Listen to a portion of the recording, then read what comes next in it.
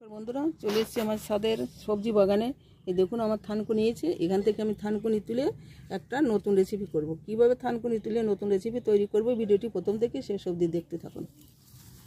কত বড় বড় থানকুনি নিয়েছে আমার, এই দেখুন।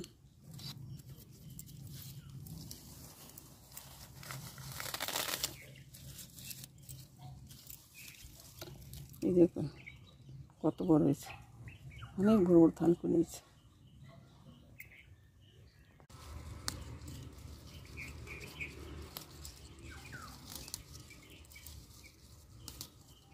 বন্ধুরা ছাদের সবজি বাগানের থেকে আমি যে থানকুনিগুলো তুলে নিয়ে এসেছি, এই থানকুনি দিয়ে মুরুল্লো মাছ দিয়ে ঝোল করব।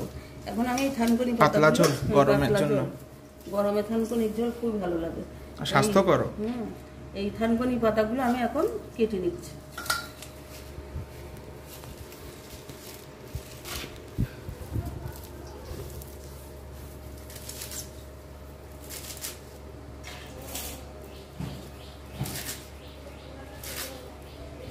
ছোটো ছোটো করে কেটে নিচ্ছি, এরকম ছোটো ছোটো করে আমি সবগুলো কেটে নেব। মানে মুরুল্লো মাছে আমি নুন হলুদ মেখে নিচ্ছি। মুরুল্লো মাছটা হলো তাজা আছে, মাখা হয়ে গেছে। কড়াই বসে দিয়েছি, কড়াইটা গরম হয়ে গেছে, দিয়ে দিচ্ছি সর্ষের তেল। তেলটা গরম হয়ে গেছে, দিয়ে দিচ্ছি নুন হলুদ মাখা মুরুল্লো মাছ।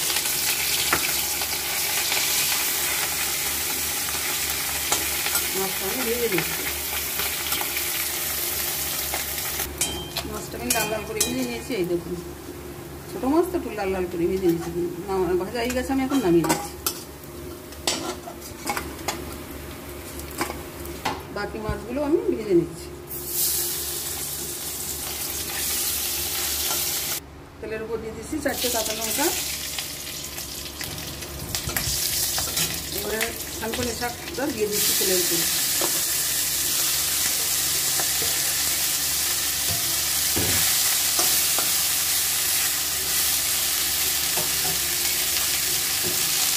দিয়ে দিচ্ছি পরিমাণ মতো নুন,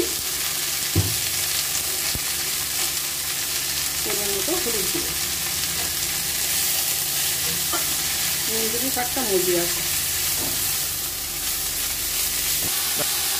কতটা শাক একদম চিনে গেছে।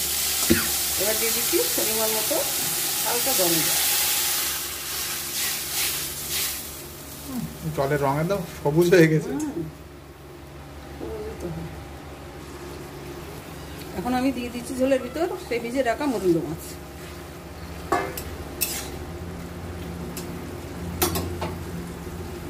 এবার দিয়ে দেবো শুকনো কড়াইতে ভেজে রাখা জিরে ধনে গুঁড়ো।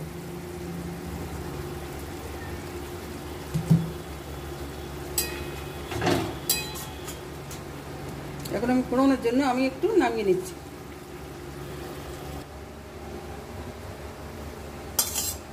কড়াইটা ধুয়ে নিয়েছি, দিয়ে দিচ্ছি সর্ষের তেল।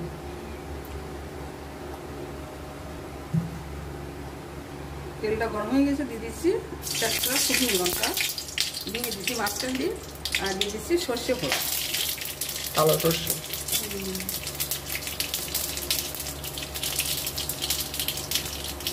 সর্ষেটা আমি একটু ভেঙে দিচ্ছি। সর্ষেটা ভেঙে দিলে সুন্দর একটা গন্ধ আসে। ঢেলে দিচ্ছি সর্ষের উপর সেই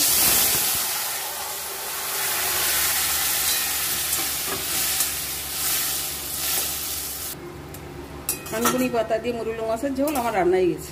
কত সুন্দর দেখতে এসে দেখুন, সবুজ, খুব সুন্দর দেখতে এসে। আমি এখন নামিয়ে নিচ্ছি।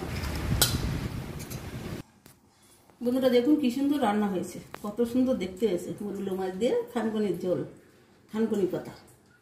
ভিডিওটি কেমন লেগেছে কমেন্টে আমাকে জানাবেন, আর আমার এই ভিডিওতে লাইক আর শেয়ার করবেন।